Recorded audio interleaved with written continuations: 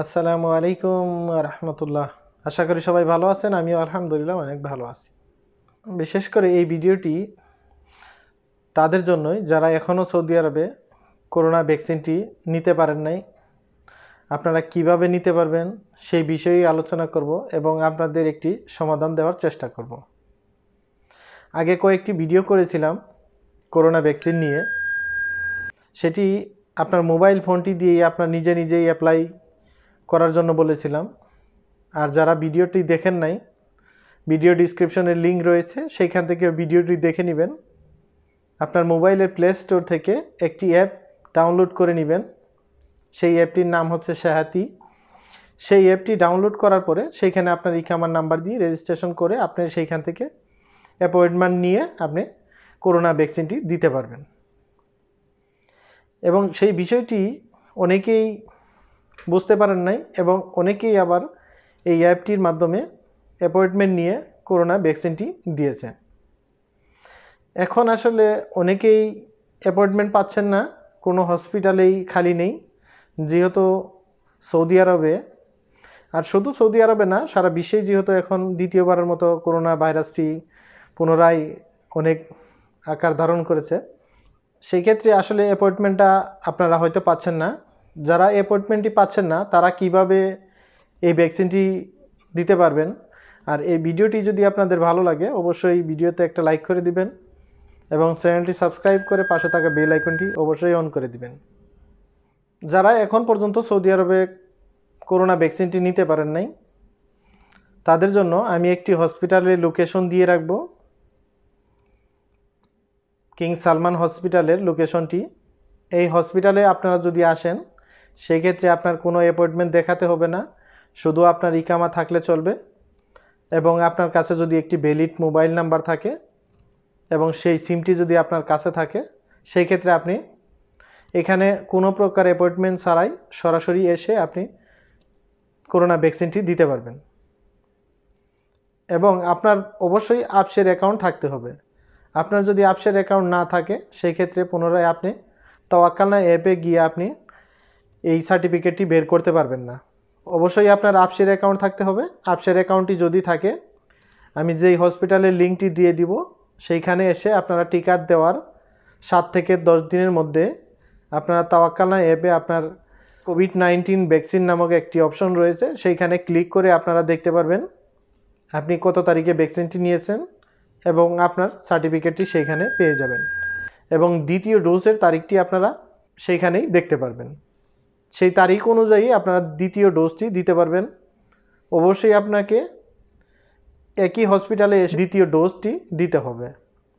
আপনাদের যদি আপসের অ্যাকাউন্ট খোলা না থাকে এবং আপনাদের যদি তাওয়াক্কালনা অ্যাপ খোলা না থাকে, সেই ক্ষেত্রে ভিডিও ডিসক্রিপশনে আমি আপনাদের সুবিধার্থে ভিডিওটির লিঙ্ক দিয়ে দিব। সেখান থেকে ভিডিওটি দেখে কিভাবে আপসের অ্যাকাউন্ট খুলতে হয় এবং কিভাবে তাওয়াক্কালনা খুলতে হয়, তারপরে আপনারা তাওয়াক্কালনা খুলে পরবর্তীতে আপনারা এই হসপিটালে এসে ভ্যাকসিনটি দিতে পারবেন। সৌদি আরবে যেই ভ্যাকসিনটি দিচ্ছে আপনারা অবশ্যই এই ভ্যাকসিনটি দিবেন। প্রথম অবস্থায় কিন্তু যখন এই অ্যাপটি লঞ্চ করে সাহাতি, যে অ্যাপটি, এই অ্যাপটিতে আবেদন করার সাথে সাথেই কিন্তু আপনি অ্যাপয়েন্টমেন্ট পেয়ে গেছেন এবং সাথে সাথেই কিন্তু ভ্যাকসিনটা দিতে পেরেছেন। এখন যখন করোনার আকারটা বৃদ্ধি পেয়েছে সেই ক্ষেত্রে একটু যানজট হতে পারে। এই অ্যাপটিতে আসলে অ্যাপয়েন্টমেন্ট পাওয়া যাচ্ছে না। অনেকেই চেষ্টা করতেছেন বা অনেকেই মেসেজ করে আমাকে জানিয়েছেন যে বিকল্প কোনো রাস্তা আছে কিনা এই ভ্যাকসিনটি নেওয়ার জন্য। অবশ্যই আমি এই লিঙ্কটি দিয়ে দিছি হসপিটালের, সেই লিঙ্কে ক্লিক করে আপনারা এই লোকেশন অনুযায়ী এই হসপিটালে এসে আপনারা ভ্যাকসিনটি দিতে পারবেন। আমাদের মধ্যে আসলে একটি বিভ্রান্তিকর কথা যেটি থাকে সেটি হচ্ছে আসলে এই ভ্যাকসিনটি নেওয়াটা কতটা স্বাস্থ্যসম্মত বা সঠিক হবে কি না, এই ধরনের প্রশ্নের কারণে অনেকেই ভ্যাকসিন দিতে যান না বা অনেকেও গিয়ে থাকলে তার পার্শ্ববর্তী যারা আছেন তারা অনেকেই ভয়ে এই ভ্যাকসিনটি দেয় না। আসলে ভয়ের কিছু নেই। সৌদি আরবে যেই ভ্যাকসিনটি দিচ্ছে এই ভ্যাকসিনটি বিশ্ব স্বাস্থ্য সংস্থা থেকে অনুমোদিত ভ্যাকসিন। যেহেতু এখন সৌদি আরবে থাকতে হলে অবশ্যই আপনাকে ভ্যাকসিন দিতে হবে আপনি দেখবেন অনেকগুলো মার্কেট আছে, যদি আপনি ভ্যাকসিন না দিয়ে থাকেন সেই ক্ষেত্রে এখন আপাতত যেতে দিচ্ছে না। এবং আপনি কিন্তু এখন জানেন অলরেডি মক্কা মদিনাতে কিন্তু ভ্যাকসিন ছাড়া প্রবেশ নিষেধ, এবং আপনি কিন্তু উমরা করতে আবেদন করতে পারবেন না আপনি যদি ভ্যাকসিনটি না দিয়ে থাকেন। উমরা করতে হলে অবশ্যই আপনাকে ভ্যাকসিন দিতে হবে। সেই ক্ষেত্রে আপনারা ভ্যাকসিনটি দিয়ে নেবেন। আপনি হয়তো জেনে থাকবেন অনেকগুলা কোম্পানিতে কিন্তু এখন ভ্যাকসিন দেওয়া বাধ্যতামূলক করেছে, ভ্যাকসিন না দিলে কাজে নিচ্ছে না। সৌদি আরবে যেমন আপসের অ্যাকাউন্টটি মোটামুটি 5-6 বছর আগে থেকেই আপসের করার মেশিনগুলা পান্ডা মার্কেটগুলোতে এবং এসটিসি অফিসগুলোতে আপসের মেশিনটি ছিল। যখন সৌদি আরবে বাধ্যতামূলক করা হলো তখন কিন্তু আপসের করার মতো মেশিন কোনো খালি পাওয়া যাচ্ছে না।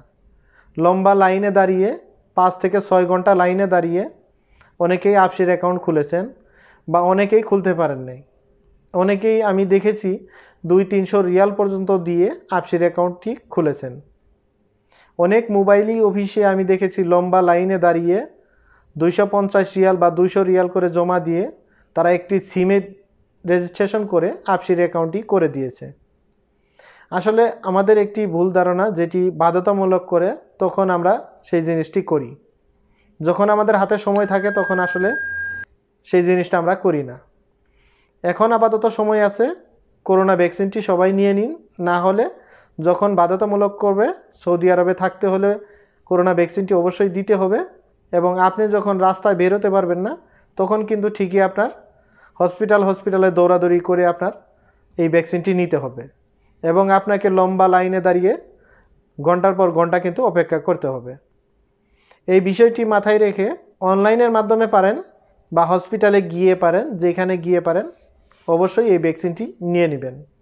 আমাদের যেহেতু সুবিধা হচ্ছে 2টি ডোজ কমপ্লিট করার পরে আমরা একটি সার্টিফিকেট পাচ্ছি, যেই সার্টিফিকেটটি আমরা নিয়ে দেশে ছুটিতে যেতে পারবো এবং আসতে পারবো।